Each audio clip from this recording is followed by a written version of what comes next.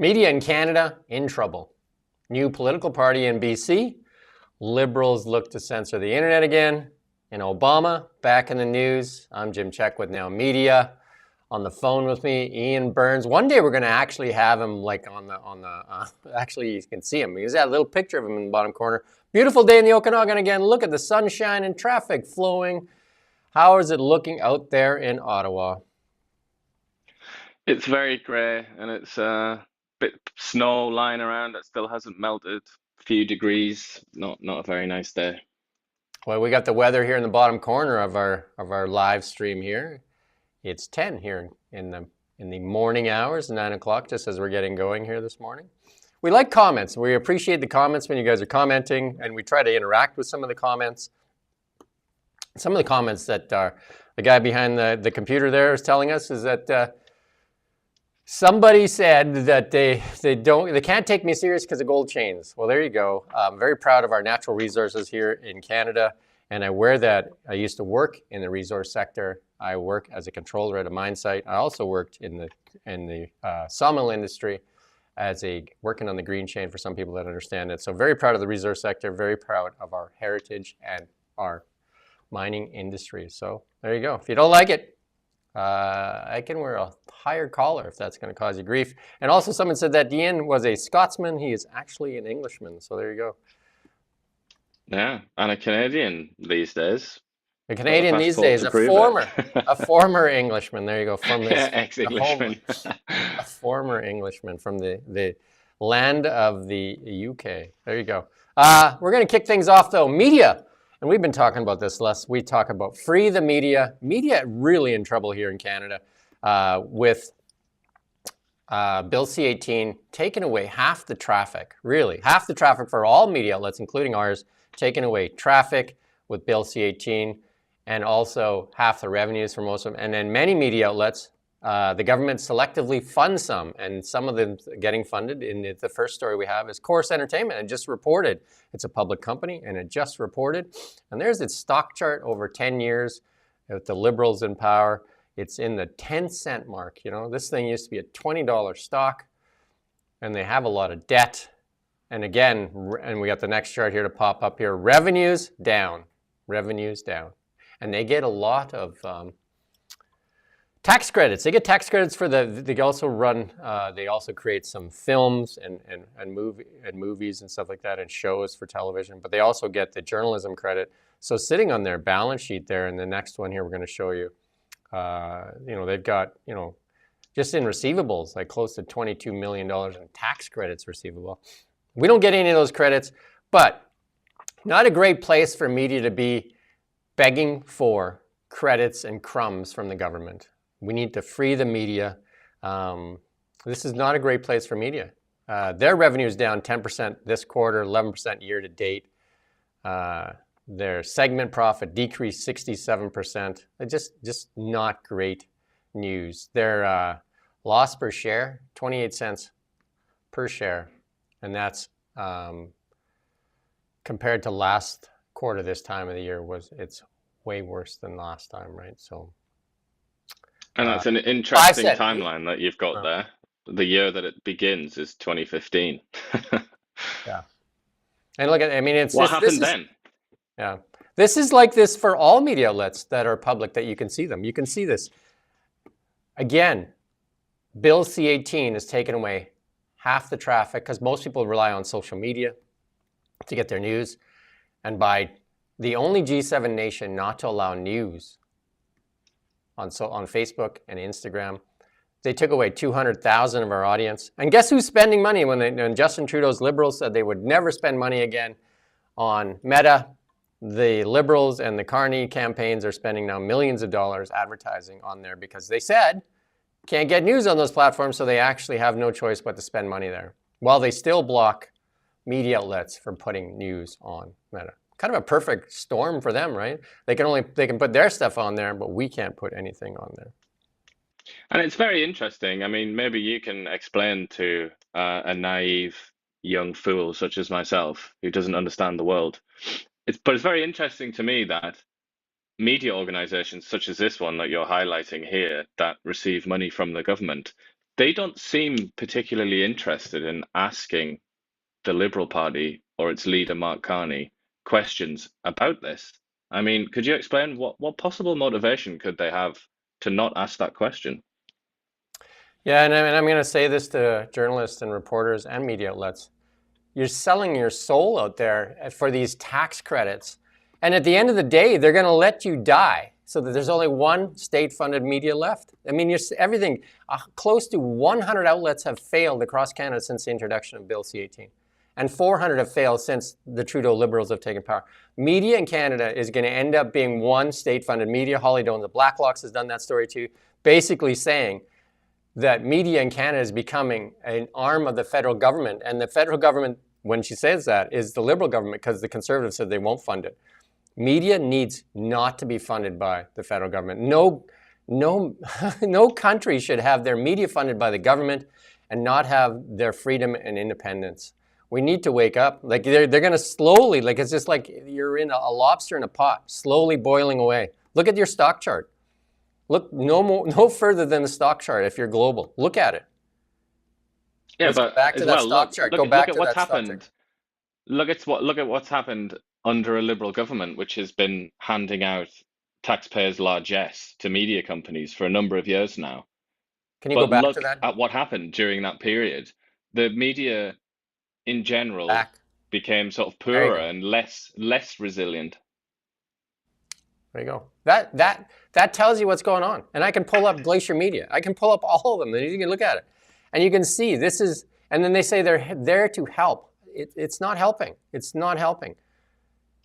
What's helping is It's not them. helping financially, and it's also certainly not helping in terms of credibility because the word is out now, and I think the average Canadian now is aware that the media is subsidized. So immediately you lose your credibility when the people know that. I think they're a lot less likely There, to have faith in you, and already people have basically no faith in the media anyway. there's winners and losers in this, and the losers are independence for media and freedom for media. And look at the stock chart. And the winners are the government in power that gets to control media and have you begging for their crumbs. And also, they even made a threat. The Carney campaign made a threat to media and said, watch your questions or we'll cut off your funding like conservatives will. Well, and that doesn't even have to be said, does it? That can be an unsaid threat, if you want to call it a threat, or you know, they face a quite obvious choice, don't they? It's quite a stark choice. You can either have all of the funding and subsidies removed, and that's if the Conservatives win, or the gravy train can continue, and maybe even a bit more gravy might be put on the I, train for I you to would start putting your nose into. I wouldn't call it gravy though, because they're dying anyway. It's dying a slow death, and plus losing their credibility. Do you know what I mean? Look at this stock chart. If they were doing well off of these subsidies, this stock chart wouldn't look like this. Yeah, Course, has, maybe it's more like meth than yeah, gravy. it's So just you got to like get on the meth train. it's survival stuff but it's slowly dying. I mean, Global just did a whole bunch of layoffs. CBC did layoffs. But also This that I mean the sad reality is that like they're becoming more and more irrelevant and sidelined. Like I saw just just now before we came on, I saw on Twitter that Jordan Peterson has published a video. It's like an hour and 20 minutes long or something like that, where he talks about Mark Carney. I didn't watch it. I mean, I don't know who's got time to watch that, but I can almost guarantee you that probably by now, by this point, he will have had more views than all of the mainstream media, TV shows, sort of, or the political shows added together. He'll probably already have surpassed them. So it's like, as they continue down this obviously dysfunctional path, they're being usurped, really. They're being completely sort of robbed of their value and their prominence by people like Jordan Peterson, who's not even a journalist. Their credibility is in question. They lean heavily one way, and that's pretty obvious. And we've done it so many times. And they lean heavily that way because they're fighting for the crumbs that are still being handed out by the government. And even, Justin Trudeau, supposedly he said he was joking when he said it. It's just like they are friendly to the liberal media because they were the ones giving them the money. Yeah, indeed. There you go. If we want a free and independent media in Canada, we need the repeal of Bill C-18, and where the Liberal government is not selecting who is and who is not media and handing out crumbs to barely keep people alive. Well, they spend millions on Meta to advertise their platform and their positions. Well, I mean, as Holly Dawn said when you interviewed her, I think she might have said something along these lines both times that you interviewed her, but certainly the first time. She said, without without all this being washed away and removed, the media in Canada, the media companies can't evolve, which is what they must do. They must evolve and adapt to become relevant again, which is to an extent what's occurred in the United States, where you have lots of new media, lots of new outlets that have kind of rolled with the times and they're adapting. But that is not happening here in Canada because it's almost like that the need to innovate is being artificially suppressed by these subsidies. So you just kind of, as Holly Dawn said, it's like it just kind of, well, she said that they're becoming almost like crown corporations, didn't she? But I would say crown corporations are a lot more functional. They work a lot better than the media because they're just trapped like dinosaurs, you know, they're trapped and they're on the way to extinction in a very sort of sad and quiet and drawn out fashion. Yeah, it's like you're offered this life support, like barely life support, and they just like slowly dying and they get slowly more and more control over the media. That's really what's happening. More and more control over the media of what's left. And they need to figure it out. They need to figure it out and they need to say stop. They need to fight to have Bill C-18 removed. Because you know But what, again, but it's Phil, like it's a fundamentally conservative policy. Once again, a fundamentally conservative policy from the Liberal Party, which is I find to be quite ironic. They're trying to keep something alive, and it's sort of like old-fashioned state. They're trying to keep it alive against kind of reality. You know, reality's trying to get in, but the or Liberal Party with this policy is basically putting a huge shield around or something very old-fashioned that doesn't work anymore, and they're trying to protect it. And then they I also have this very old-fashioned view of the CBC, for example. Like, it's a very, very conservative I politics. I would challenge you on that because the actual result is they're not keeping it alive. They're slowly killing it. And then I think that that might be because they can control the message then because it's slowly dying. So their statement that they're trying to keep it alive is actually slowly killing it. Look at that stock chart again. It's slowly dying. 100 outlets, close to 100 outlets have failed since the introduction of Bill C-18, which will be 2 years in June that Bill C-18 has been around. How many outlets? 3 more to fail here coming in the Lower Mainland here in May. They're closing their doors for good. So But what I'm saying is, in the process, they get to kind of keep yeah, this they old get system on life support, and yeah. they get to resist the change. That's fundamentally a conservative perspective, isn't it? It's like I don't want the new thing. I don't want the novelty to come pouring in to the media landscape.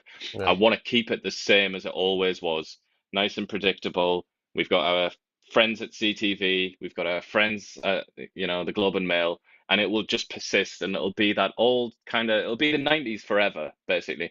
And it seems to me that increasingly that kind of nostalgia in policy terms is starting to define this Liberal Party. That they are so conservative with a lowercase c. I don't mean that they're like the Conservative Party, which is more of a radical party now, but I just find that very interesting. It's just that yet another indication that the Liberal Party has become conservative. Yeah, and again, this is directly to journalists. Look at the stock chart. Look at what's happening. Look at it. It's not getting better. It's getting worse, worse and worse and worse. You can't get financing. Chorus has lots of debt. You can't get financing. You already have a lot of debt.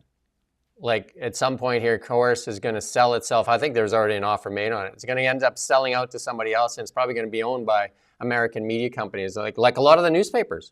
A lot of the newspaper groups in Canada, some of the largest ones, are owned majority by American companies.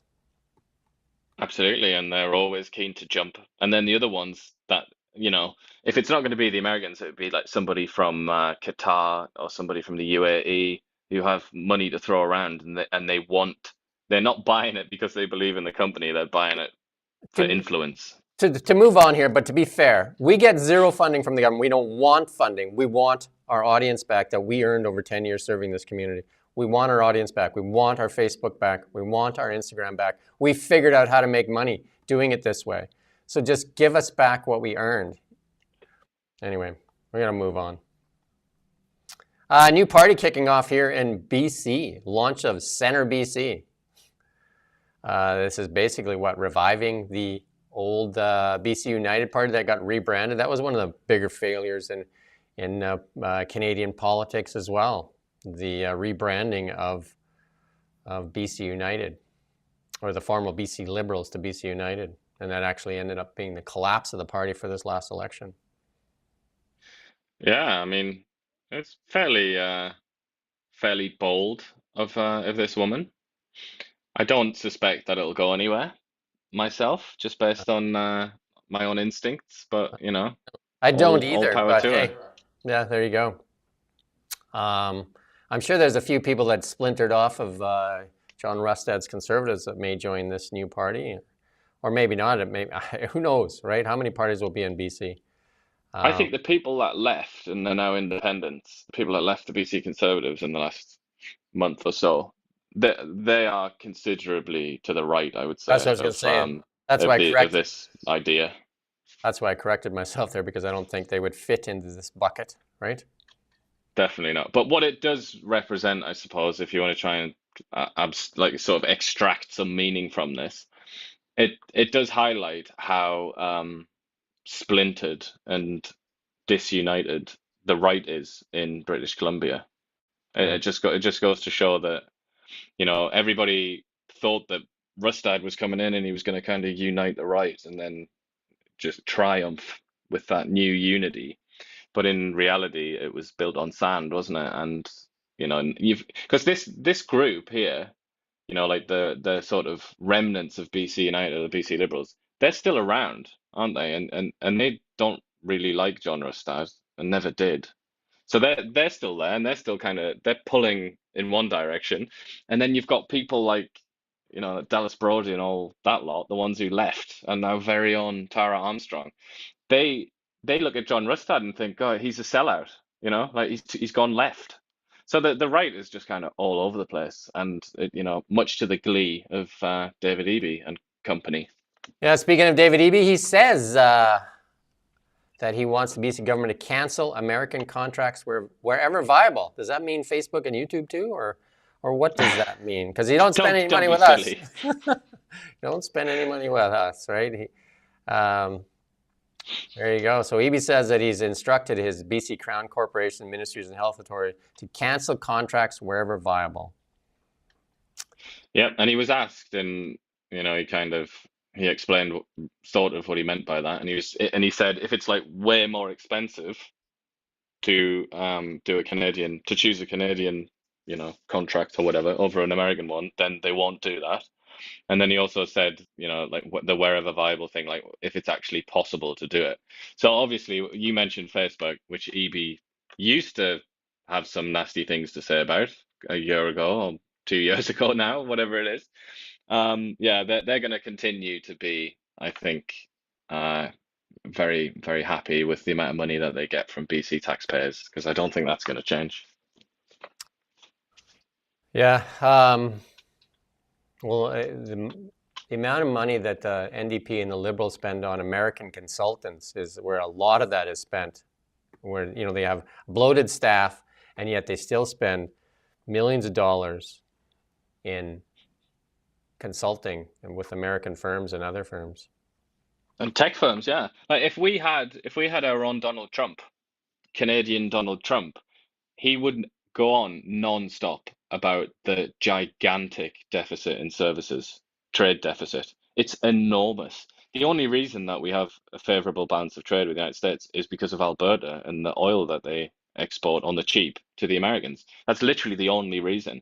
On services, we are miles behind the Americans. They've just completely eaten our lunch in services. But obviously they don't want to talk about services, do they? Because Yeah. they know that that's basically decisions such as the one that we're discussing. It's decisions to go with American companies, American tech firms, Facebook, and all the rest of it, and then McKinsey and all those boys, all the consultants. They've been living high off the hog in Canada for sure, especially with the Liberal government. I mean, the amount of money that we spend. We talked about that story yesterday. If you want to go back and see that how much money is being spent on consultants here in Canada. And especially when they have large, the staff or the government workers in BC and in Canada are continuing to increase, yet we still spend billions of dollars on consulting. Indeed, and continue to grow that trade deficit. Well, we're ready to get into our election 2025 coverage here.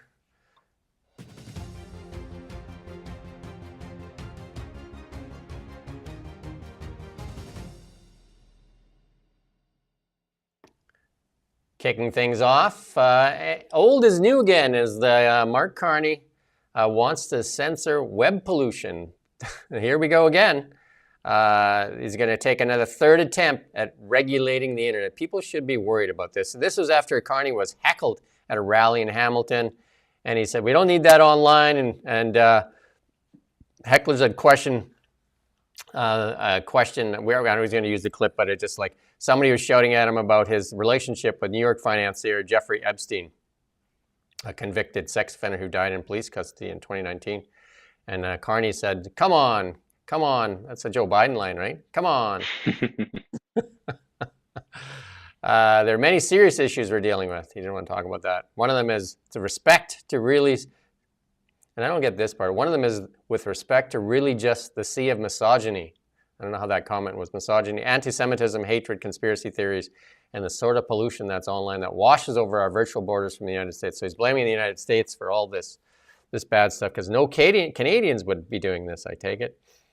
He says he can take all the conspiracy theories, but these people are ushered out very quickly. We saw that, we played that clip yesterday when somebody asked a question as well, and the RCMP quickly grabbed the guy and threw him out. It's the exact same, Mark Carney has a very strong and obvious relationship with Britain, as do I. And, his wife's British. He went to university in Britain. He worked in Britain. He was a Bank of England governor and so on, if people need to know why. He was and possibly still is a British citizen. But I think he's plugged in. I think he's plugged into the British sort of the political class in Britain and what they talk about and prioritize, because this is the conversation right now that's going on in Britain. They're talking about all this, a sea of misogyny online, all the rest of it. They're talking about, conspiracy theories, and they're trying to introduce new laws basically to regulate the internet more comprehensively than it already is over there in Britain, where they arrest thousands of people a year for things that they say on the internet.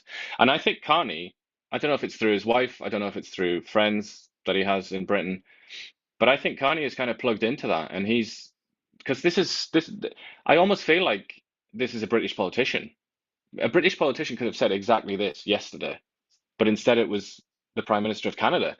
It's very peculiar for me because I'm kind of in both worlds and I can kind of see that. And I don't think many people are in that position to recognize the duplication that's taking place here.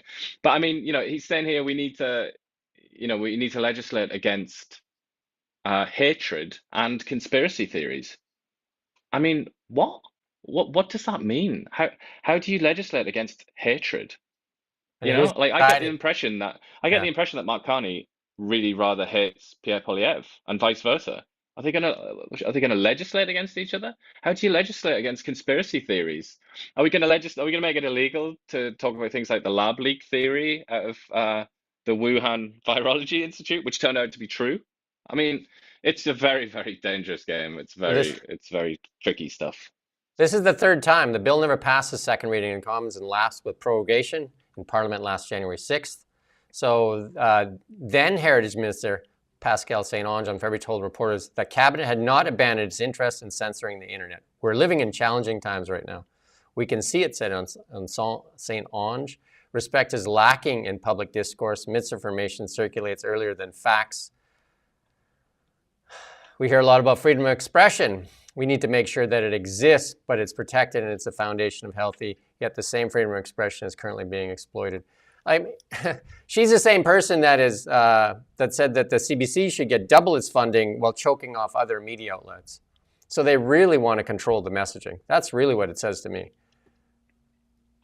Yeah, I mean, ultimately, that I think that's you might be accused of being cynical there, but but basically everybody that's ever led a country at any point in history, anywhere in the world, has wanted to control the message. So that is, I mean, that's hardly too much of a jump, though you will probably soon be arrested as a promulgator of conspiracy theories.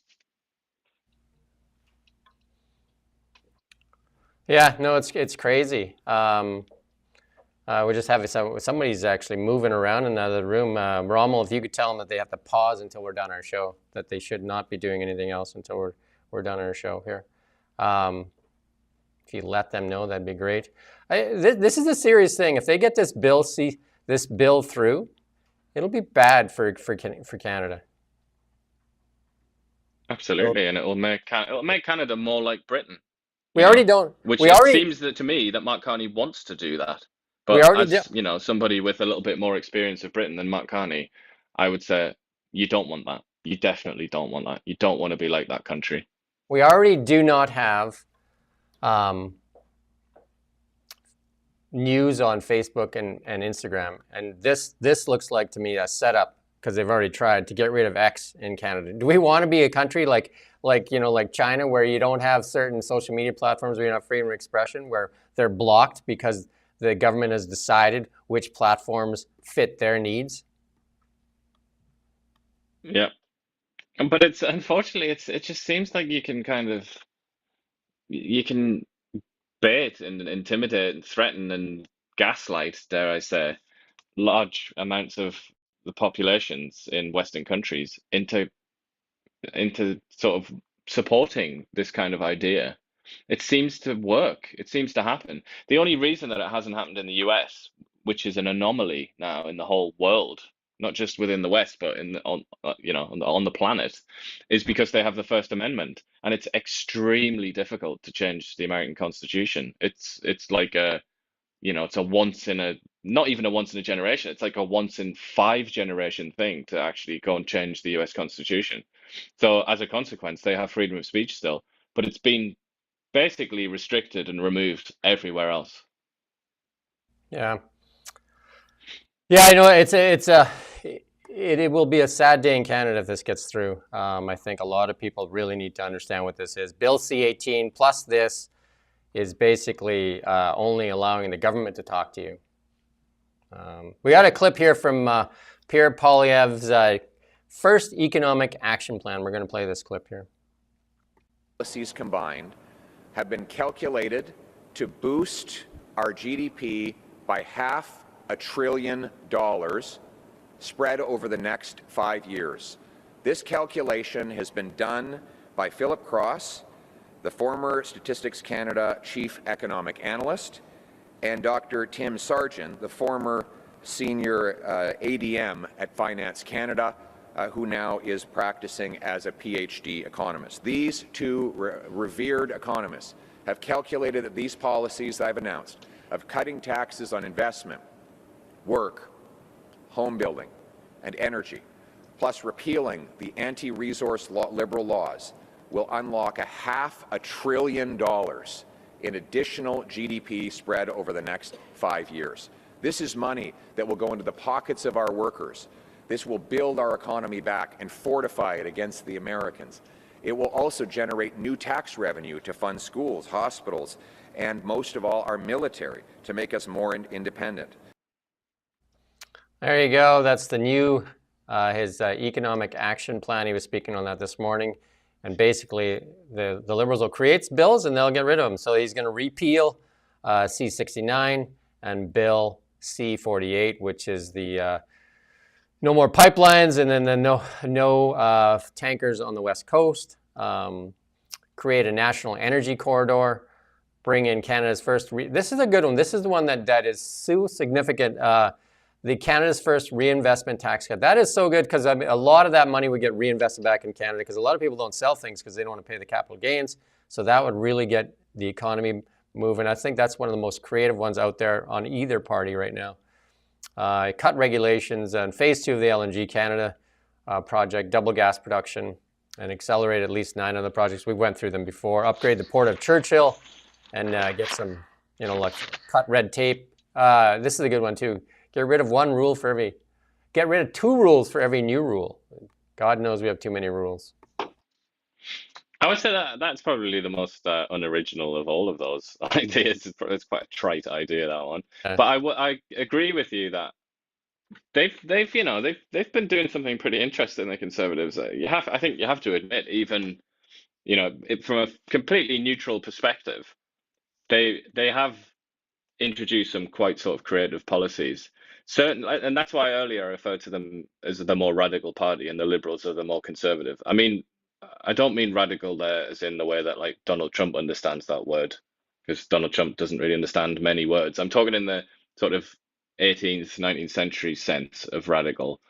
What's another way of describing it? Sort of in favor of changing up the system in a pretty sort of dramatic way.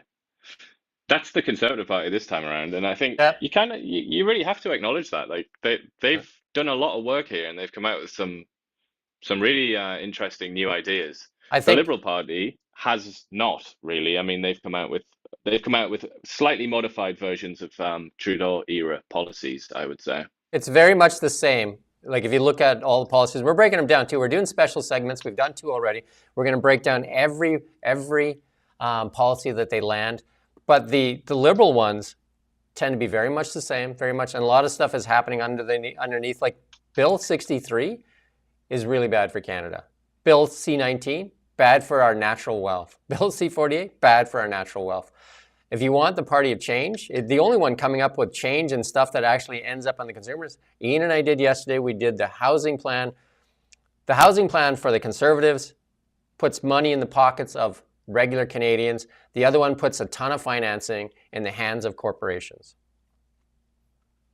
And you can watch that. Yeah, well, I mean, I would say that does appear to be the dividing line right now. It's kind of, the Liberals are offering change in the sense that it's Mark Carney instead of Justin Trudeau, but that's the extent of the change, really. Otherwise, everything else will basically be okay. So they're kind of promising the Trudeau government without Trudeau, with somebody that is being portrayed as hyper competent, perfect for the times, economics mastermind and all the rest of the things that they've claimed. Whereas the Conservative Party they're the party of actual change. They're the party of not just a new face, but a completely new philosophy and a new way of doing things.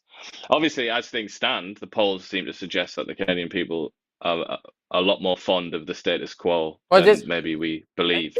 I think this election comes down to a very simple question that people need to ask themselves.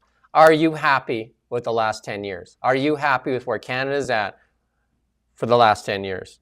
Or do you think Canada needs change, especially as a young person? That's a tough question to say that you want to stay where it is. Anyway, that's the question that should be asked. But I mean, we'll talk about this a bit later when we talk about the Tory strategist and what he said. But I feel like, yeah, that kind of is the argument, isn't it? And I feel like I think it was Ronald Reagan, wasn't it? Ronald Reagan's one of his catchphrases was, "Do you feel better now than you did? Or are you better off now than you were 4 years ago?" Something like that. I think that was one where he beat Jimmy Carter.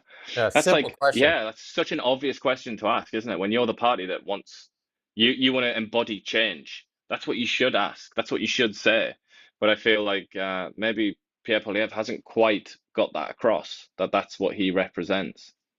Yeah, because if the other party has more regulation, more censorship for the internet, and a continuation of the same policies, basically this green building a green superpower, which I don't see how it takes over what we're doing.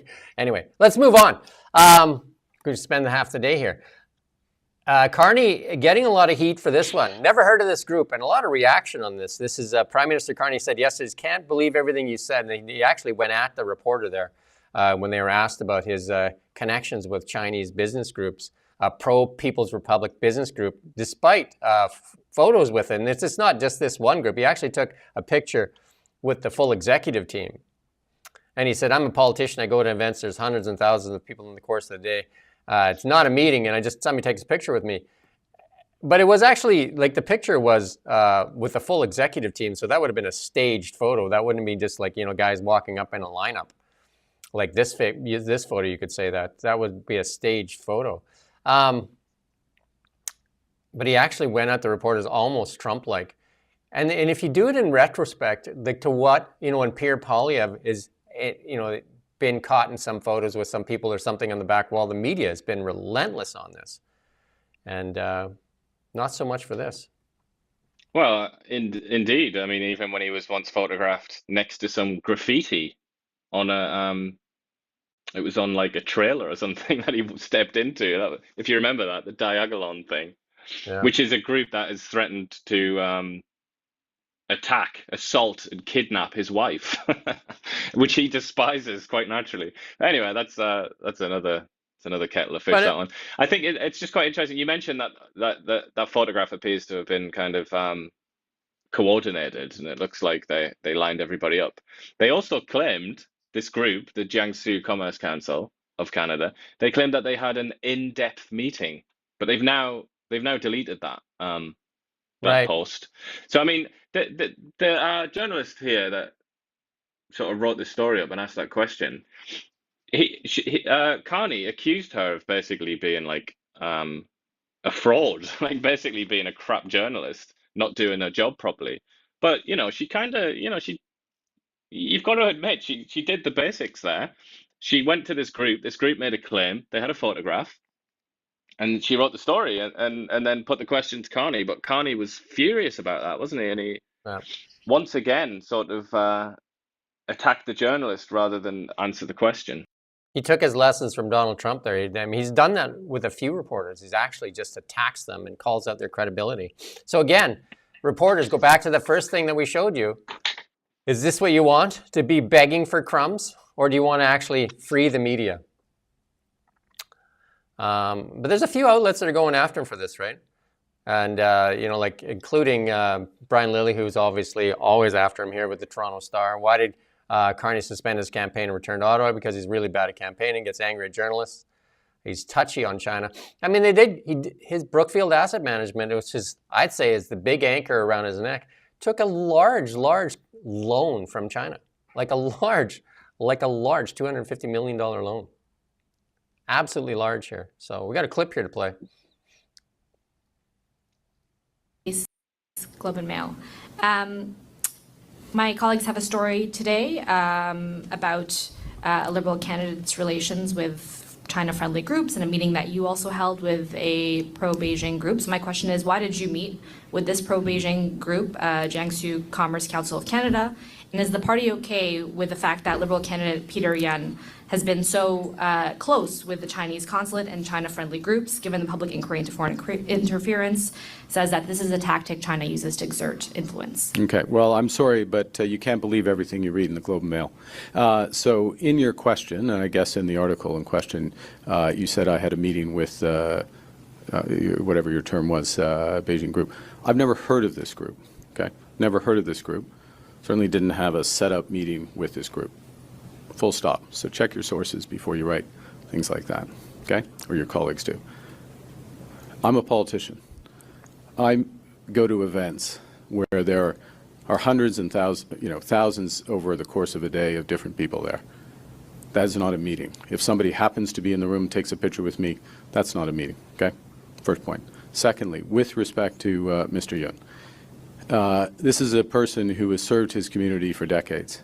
This is a person who's deputy commissioner of the police.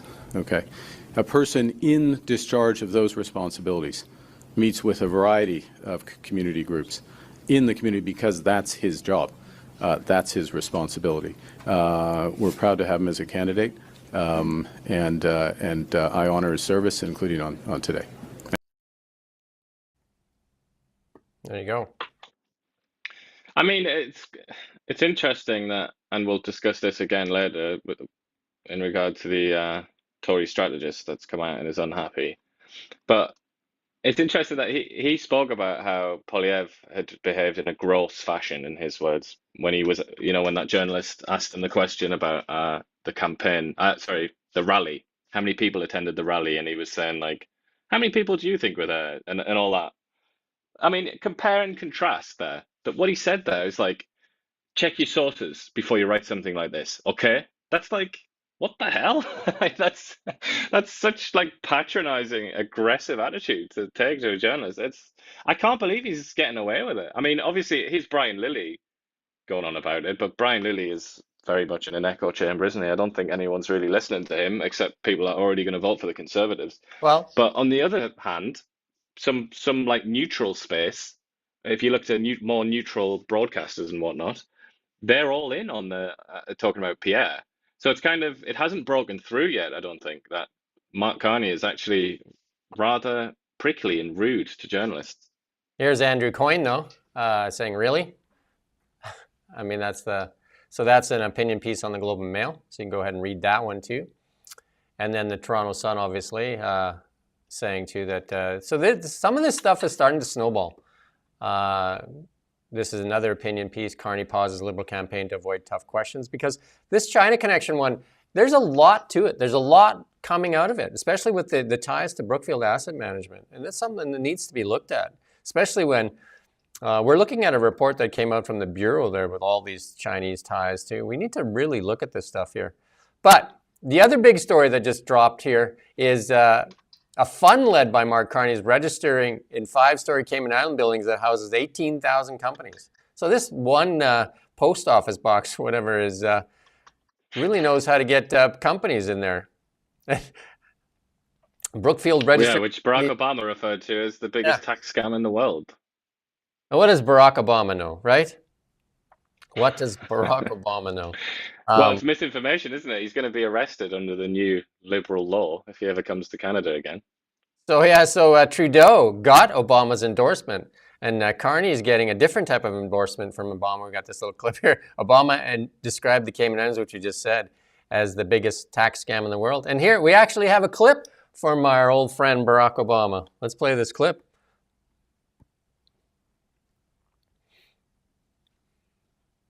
The next one there. We're almost looking for it there. It's the wrong link?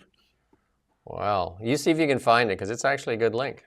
But we'll go on to the next one here. We got a clip here from Mark Carney.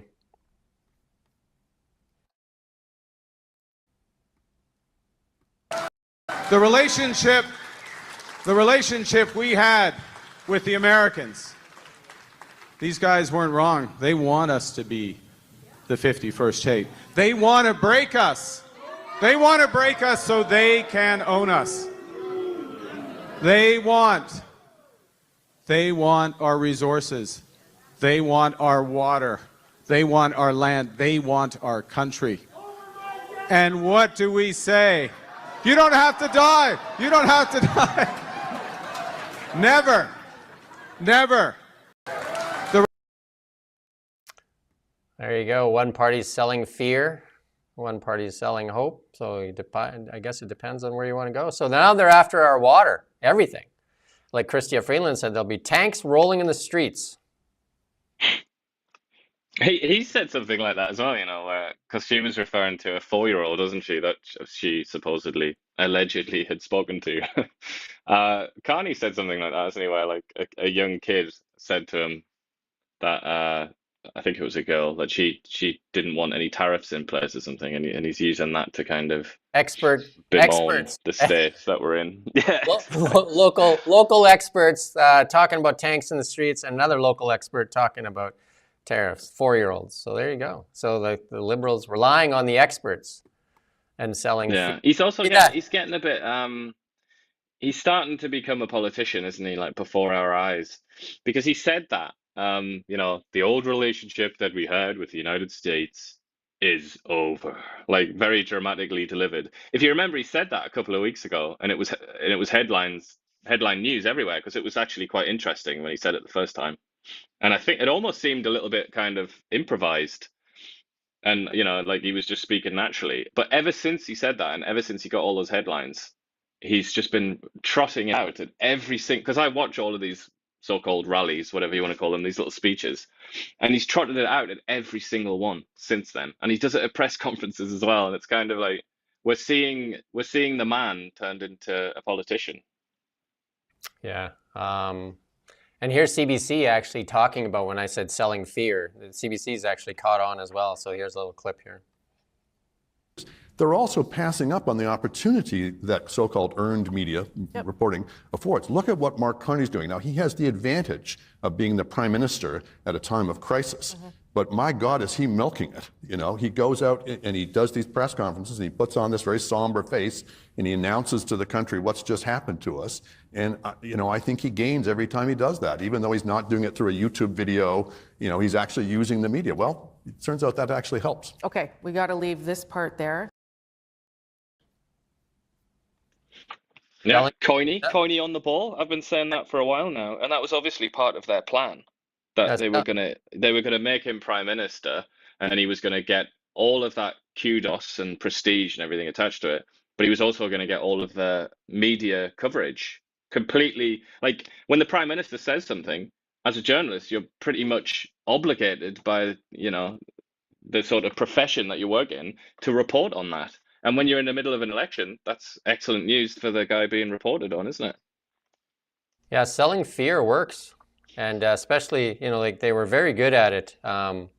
This is actually the NDP has this tweet here. I'm gonna give it to Rommel here because it was Jag Meets or the NDP party that actually shared this thing here. So I'm gonna put it where it should be there, Rommel, and you can see if you can play it here.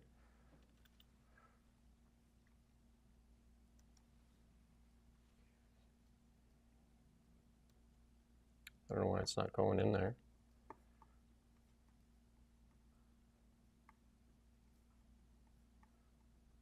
Oh, it's just a different color. Do you see it? I put it in there a few times. Yeah, so selling fear seems to work, right? Well, he's also selling. Here we go. We got this. Strength, we got this. I guess you could say. Well, let's play this clip here from Barack Obama. On the campaign, I used to talk about the outrage of a building in the Cayman Islands that had over 12,000 businesses claim this building as their headquarters. And I've said before, either this is the largest building in the world or the largest tax scam in the world. He was talking about this place, Ugland House on the outskirts of the Cayman capital, Georgetown, the official address for thousands upon thousands of companies that exist largely as a mailbox, unless all of their employees could somehow be inside.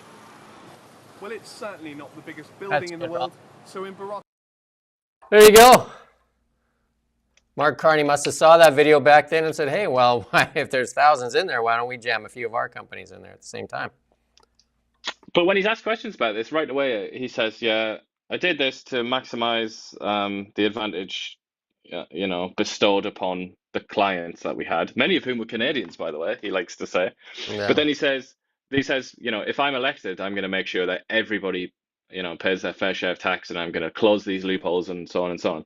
But it's kind of, he seems to think that's good enough, or his media strategists or whatever seem to think that's good enough. But it's not good enough, really, is it? Because Mark Carney, a central part of his candidacy and his campaign is this idea that he's devoted his entire life to Canada and to public service, specifically public service, and that everything he does is about values. You know, that's the name of his book. It's all about doing the right thing.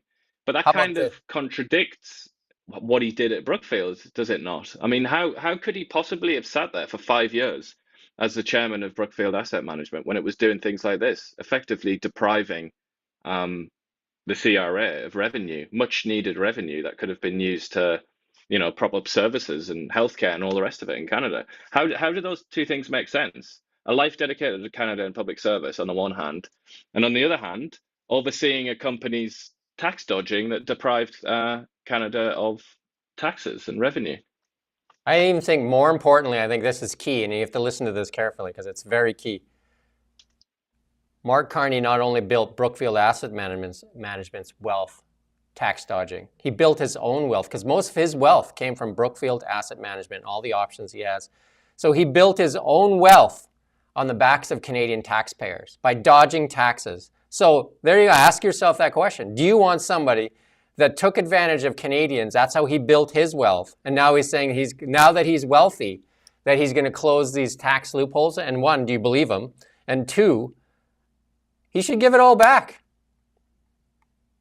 Like if this was a conservative right now, they'd be screaming to give the money back and pay the taxes because he built his wealth on doing these things against Canada's interests. Against Canada's interests. He didn't look after Canada. It was against Canada's interests. He knowingly dodged taxes against Canada's interests to build his own wealth. Well, he would dispute that naturally, wouldn't he? But that is the accusation that's being made. Yeah. I don't understand how you would dispute that. Like, I mean, his wealth came from Brookfield Asset Management, and Brookfield Asset Management dodged taxes to make that company more rich. I would say that he was probably already an extremely comfortable man of means in 2020 when he was made the chairman of Brookfield Asset Management. He worked for Goldman Sachs for, I think, 12 or more years, maybe 15 years, and he was a really high up figure in Goldman. Goldman Sachs are not very famous for giving people low salaries. So he'll already have been absolutely wadded, even back then, before he became Bank of Canada governor. So I'll switch what I said. He increased his wealth by dodging taxes that belong to Canada.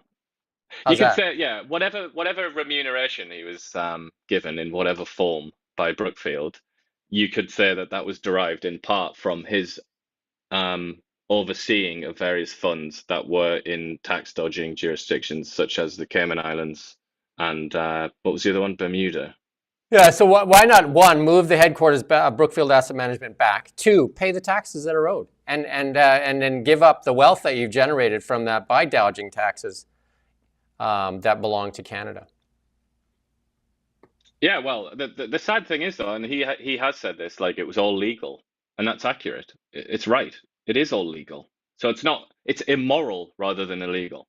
But we persist, like how long has this been going on now? Like things like the Panama Papers. I don't know if you remember that big scandal when the Guardian got hold of, well, it wasn't just the Guardian, a few publications got hold of basically like the receipts from lots and lots of investors and companies and the way that they dodge taxes.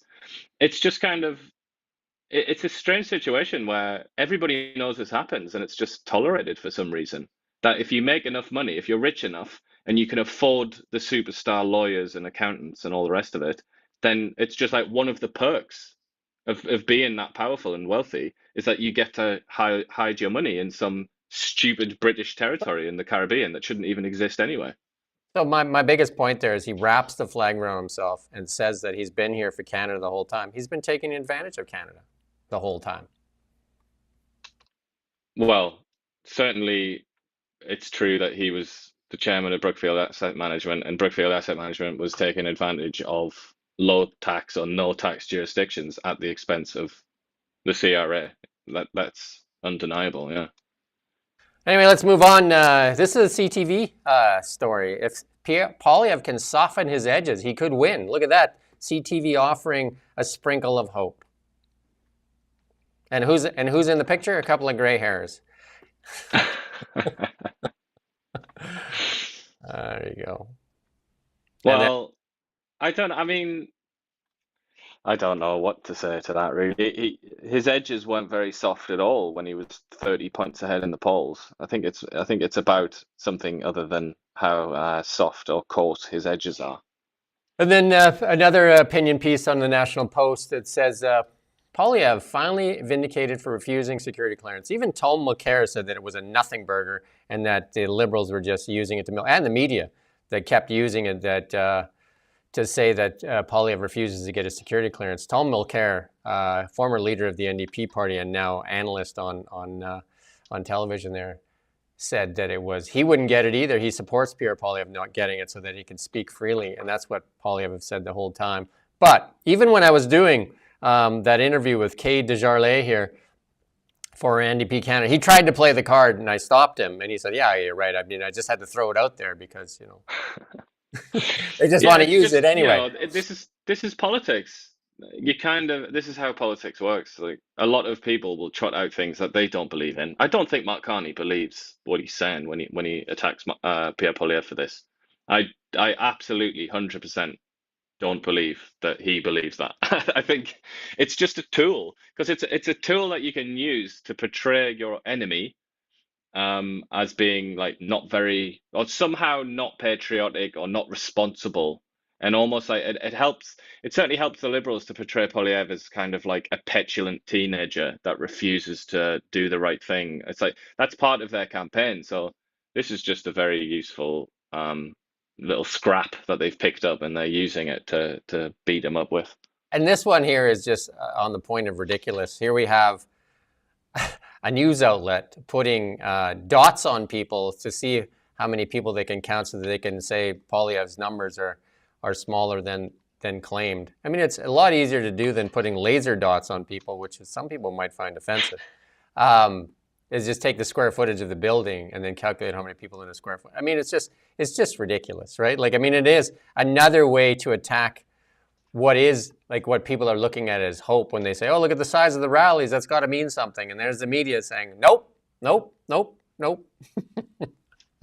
What I think is really the best thing about this story, and I advise people like click on the link. It's a CBC story. It should be easy to find. They're trying to advertise it as best they can. But the best thing is that they went all the way over to England to an obscure academic who they describe as a visiting professor of crowd science. Crowd science, there you go. What the hell are you talking about? I mean, is that just a welfare scheme or something for academics that are desperate for a job? So then in the expert category, we have a 4-year-old talking about tanks, expert. We have a 4-year-old talking about tariffs, and now we have a British university person talking about crowd science. Crowd science. What's so funny as well, you read the article and they say, they freely admit that there's not enough evidence to see everybody because the photographs and the video only cover so much room. So they kind of just they just extrapolate and they say, oh no, it's no way is it possible. I mean, for God's sake, crowd science. The better question, hilarious, isn't it? The better question, this was, you got to ask better questions. The better question is, why are we doing this story? Why do we need to prove that the rallies are smaller than what some people think they are? It's just unbelievable. It's because Pierre Poilievre has been boasting, and the Conservative Party have been boasting about the amount of people that have turned up to their rallies, and so that's it. That's the answer. That's why this story was written. They also talk about the Liberals having supposedly inflated their figures from claiming 2,000, but there are actually 800 apparently. Again, that's just based on the science. This is science. Science, crowd science. Trust the science. Trust the crowd science. A couple of words overused in media, right? Expert, mandate, trust the science. Misinformation. Trust the misinformation science. Disinformation. Now it's a new one that they're trying out here. What is it? Web pollution. Web pollution. Yeah, existential web pollution. In China they want, because maybe that's what they want here. In China, they give you a credit score, like whether you've said anything bad on social media will relate to if you can travel or not, or do certain things. So, and we've seen that. We've seen that in Canada when they've frozen bank accounts too. So hey, more of that. It'll get you more of that. Ontario Premier Doug Ford's campaign manager Corey is accusing the federal Conservatives our counterparts of campaign malpractice. There you go. This guy is he's quickly becoming the most despised man in Pierre Poilievre's universe, I would say. But he's quite a respected figure. He worked to get Stephen Harper elected, and he was involved in Doug Ford's. Doug Ford has now won 3 majorities in Ontario, and he was involved in, I think, all of them, but certainly the last one. I think he was in charge of the last one, so he's got the sort of experience, let's say. But this is the second time he's intervened now, and he's said that Poilievre and the Conservatives, as things stand, are going to lose the election. It's a certainty in his, or just about in his view. And he says that it's because the Conservatives, and particularly Poilievre, have failed to pivot to the main issue of this campaign, which is Donald Trump. Yeah, I mean, I would say, like, one thing to look at there, if he was working for Ford. I mean, a lot of people accuse Ford of being liberal, and some people, it says he's conservative, but I don't know. Doug Ford, there's no question in my mind that Doug Ford is liberal. not liberal as in Liberal Party, but like he's a liberal. Like that's definitely his political philosophy. I can't imagine how anybody would deny that. That's what he is.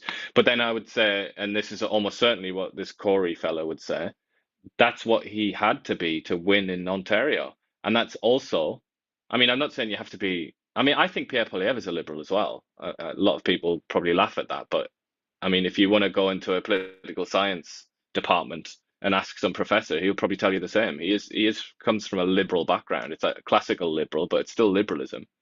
But yeah, what this chap here would say, Corey, is he doesn't necessarily have to be more liberal. He just has to focus on the things that matter. And that's what Doug Ford did. Like he says in this chat, he has a chat with Vasi Kapelas here. He says that originally the plan to get Doug Ford re-elected was based on cost of living, and it was based on the carbon tax. That was the plan. And then Donald Trump turned up and did his crazy things, and they completely changed it. They flipped it on its head, and they went all in on Trump or anti-Trump. And obviously they won a massive victory. So he's not making philosophical points here. He's talking about campaign strategy, and he's just saying that the Conservatives have just got the strategy wrong, the way that they're presenting themselves and the things that they're focusing on.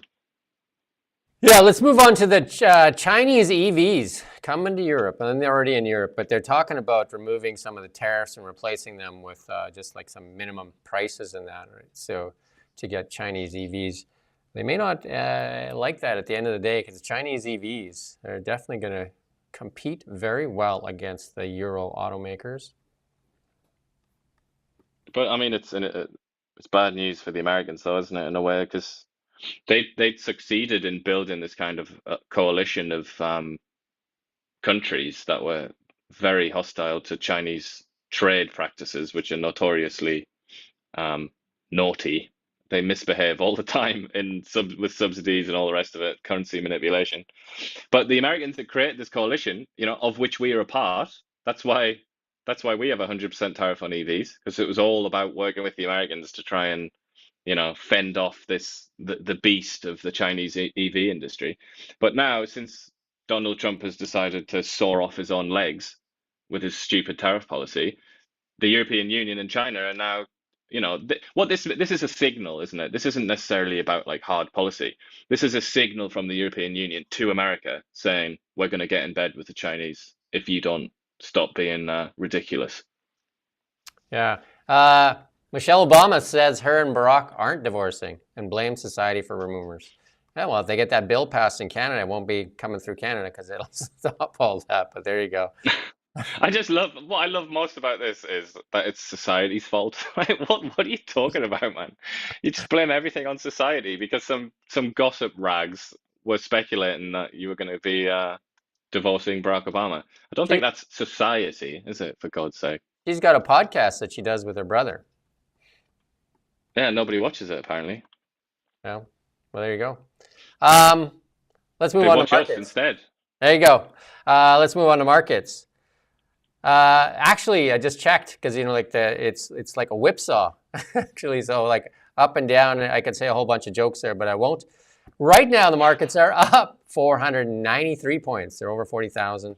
So I think the worst of the volatility might be behind us, especially with this pause coming. China and the United States have definitely ramped up their war. And I guess, realistically, that has been the war that has been going on, the real war. It's which you and I have talked about, should have been the trade war to begin with. And it's been something that's even though a Biden administration tried to fight it, is China's taken a lot of the manufacturing in the world and a lot of manufacturing jobs in Canada and the US, including like Apple, like manufacturing their phones over there. Many of the apparel brands do it over there. So that is the real trade war.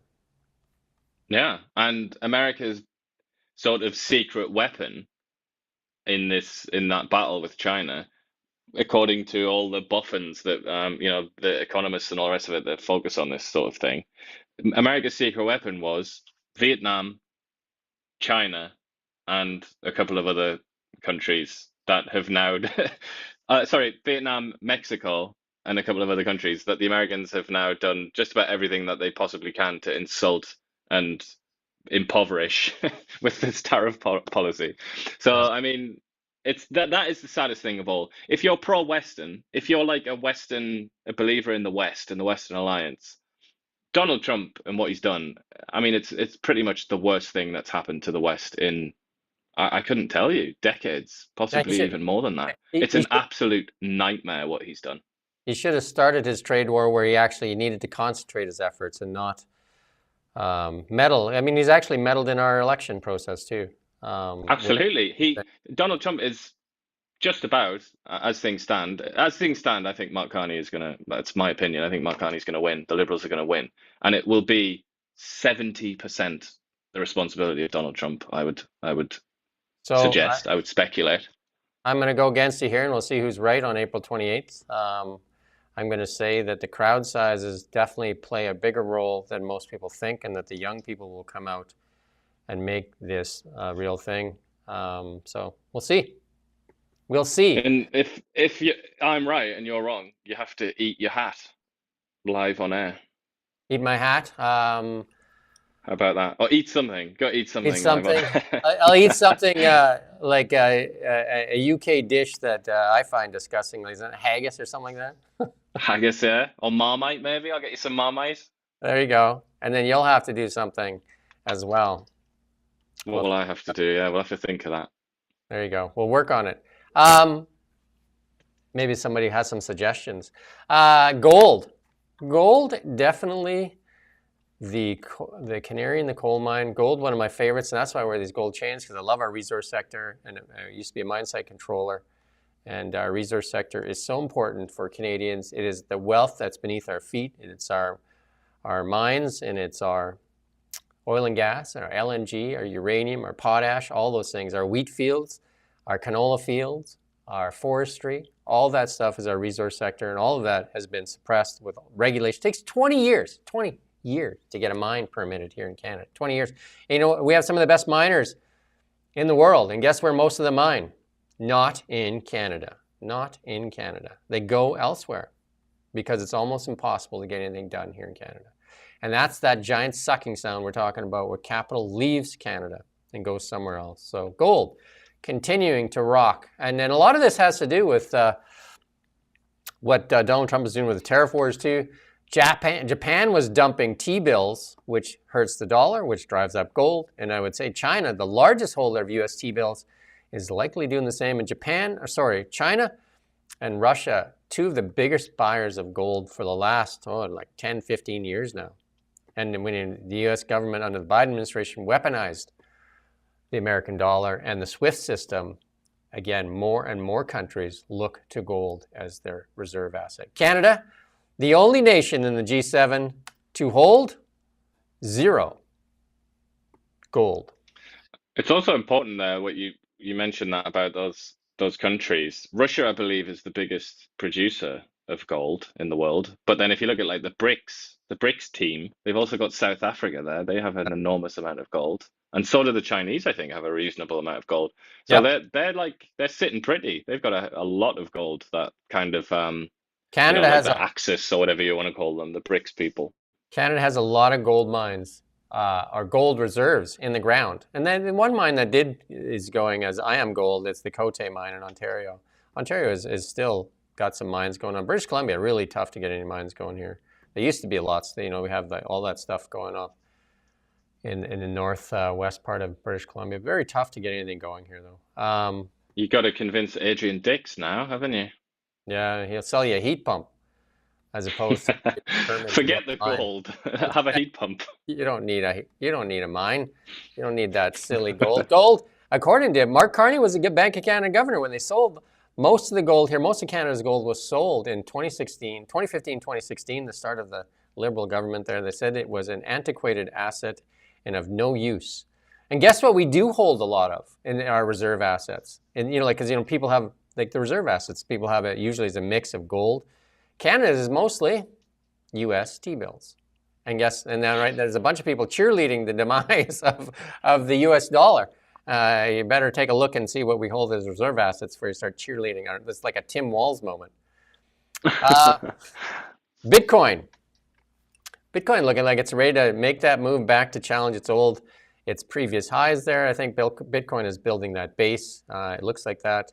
And our friend gold there is looking really strong on the chart for sure, right? But gapping that much though too, you could see it settle back though. But on to Bitcoin, it looks like it's hanging on to that that $80,000 mark there. So, and then Canadian dollar was up to 72 cents this morning, and that is again mainly due to weakness in the U.S. dollar, right? Before we start cheerleading the demise of the U.S. dollar, though, we better take a look at what we're actually cheerleading. So, David Eby, you said that you couldn't give the $1,000 rebate because of the Canadian, the status of the Canadian dollar and the Trump tariff stuff.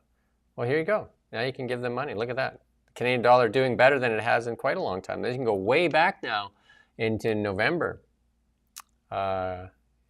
Canadian dollar should be a lot higher. If we get a pro-resource government, you're going to see the Canadian dollar in the mid-80s. I'll make that prediction right now, and you can eat some cheeseburger and chips or something like that. I don't know. All right, yeah, no problem there. But how about some some Bud Light, some really weak beer? How about that? Maybe, yeah, and a beaver tail or something. But Right. I would say the resource, yeah, that probably would happen, wouldn't it? But it wouldn't necessarily be to their advantage. The oil companies in Canada, they like a low dollar to US dollar, don't they? All the manufacturers, that's why a lot of people say the Canadian dollar has been artificially suppressed for a long time to the benefit of manufacturers, corporations, and to the detriment of the Canadian consumer. Right? Yeah. Because you get cheaper labor rates, even like even right now, Canada's average salary is cheaper than the Americans. It used to be the other way around. So you get cheaper labor here to manufacture or to, and you sell at USD commodity prices, so you get that spread. So it's actually was an advantage, and that's why the dollar was kind of like artificially pushed down many times. We're getting a Bank of Canada rate call here, I think April 12th. And I believe we're going to see a half-point cut to kind of stoke this economy that is faltering pretty badly. Like our economy is sputtering. Like if you want to consider an 8-cylinder car, I don't know how many of those cylinders are firing. Not very many. Yeah, it's that's exactly what Tiff Macklem says as well. That's pretty much an accepted opinion right now, isn't it? Yeah. In our AI and tech world, we don't have any images to show you, but it looks like former OpenAI CTO Mira Murati is starting up her own startup, and she's record-breaking $2 billion seed round. There you go. Thinking Machines Lab. So look at all this AI money is pouring in. Google's Gemini 2.5 Pro AI model now available for free. So lots of free models out there. Grok free. There's versions of ChatGPT that are free. In the EV world, Lucid acquires Nikola's factory and some assets and offers jobs to workers. So there you go. Lucid not doing well either. Lucid doing better than Nikola though. And I think Trump pardoned the CEO of Nikola that ended up doing some jail time for securities fraud, right? So there you go. And then Tesla, the new Cybertruck, a cheaper Cybertruck, now available for sale in Canada, in the United States so far, for $62,000. They've kind of like slimmed it down, took some options out of it, and they got a cheaper truck to kind of compete with a lot of the other trucks down there in the $62,000 range for a Cybertruck. And then lastly, they get good deals then, though, don't they, the Americans? They get better deals than us, that's for sure. And then the meme section, and this is one that applies to our Okanagan Valley here. Local man can't wait to get out there, and this applies to me actually, and that is to get out there and suck again at golf, right? Yeah. It's kind of like, at least you can hit the ball. I can't even do that, so it's kind of like the memory of like there's some fast food joints that I go to once a year because I forget how bad the experience was, and I go back again and says, why do I keep coming back? But there is a memory from your youth that is just like, oh my God, I love that. And You must have a fast food joint that you love that actually disappoints when you actually go and fulfill the urge. Do I? I mean, my kind of go-to is the one and only McDonald's, and I must admit, I have to confess that every time I'm delighted with myself, very pleased with what I've done. There you go. So usually I get what I want out of McDonald's. I mean, Subway, I would say that tends to be somewhat of a disappointment when I go there. I mean, I had some fond memories of the old bucket of chicken from KFC, and I actually liked eating it the next day when it was cold and not as like greasy and runny. You eat it when the grease is all coagulated, right? Yeah, you don't want that, do you? But it's very expensive now for the old bucket of chicken. Yeah, I mean, just everything's expensive. Tim Hortons can be quite expensive, And especially for what you get. And this one is so relevant to most people right now. If you have money in the stock market or retirement assets, is you keep checking the internet to see whether or not you're rich or bankrupt. Courtesy of Donald Trump. Yeah. I mean, how much longer are we going to suffer this volatility, I wonder? Well, until they can milk every last dime out of you. How's that? Yeah. Oh, that guy looking at his phone there. That's sap. That's Tim Waltz, like looking at that app there. Yeah. Tim Waltz moment. There you go. When Tim Waltz said that, like that's what I say, like people, if you're starting to cheerlead the demise of the U.S. Treasury bill, keep in mind that Canada's most of its assets, reserve assets, are in U.S. Treasury bills. And I would say, since you mentioned Tim Waltz, that guy there earlier, the Conservative Party campaign strategist who's very unhappy with Pierre Poilievre. I mean, imagine if he was a Democrat, what would he have thought of that campaign? Because you just like cast your mind back to last year and just how badly they did Kamala Harris and Tim Waltz. That's how you mess up a political campaign, isn't it? Yeah, but they also had the polls in their favor too, and it looked like they were going to win. So I don't know. So there you go. Misty says that she likes the McDonald's. I do too. I think the McDonald's coffee, if you're going to buy coffee, McDonald's is cheaper, and it's actually pretty good than McCafe. And I find that it's like really a lot of, what is it? What do they call it? Torrefaction or something. It's like really it's quite bitter, I find. I actually prefer Tim Hortons coffee myself. Well, there you go. One for the Tim and one for the MacD. And Misty's on my side, so there you go. You lose again. But like it's definitely, both of them are a lot cheaper than the fancy brand where you get that fancy cup, picture of the girl in the cup, and you pay a lot more. So there you go. That's it for today. We're back next week. We'll probably do another show too on platform things. We're going to try and do a lot. We're going to catch up on a lot too. So we're going to do breaking down platforms, and there's lots to break down because we'll catch up on a few. We did housing yesterday, so we'll break down some platforms today because that's what's all important. This is when you matter and your vote matters, and so this is when they're offering you everything. So this is the time to ask for everything too. So there you go. We do thank you for watching Now Media. We don't just report the news. We live here too. We're your neighbors, bringing you stories that matter to all of us. No government funding, no outside influence. Kelowna Now, local, independent. News you can trust.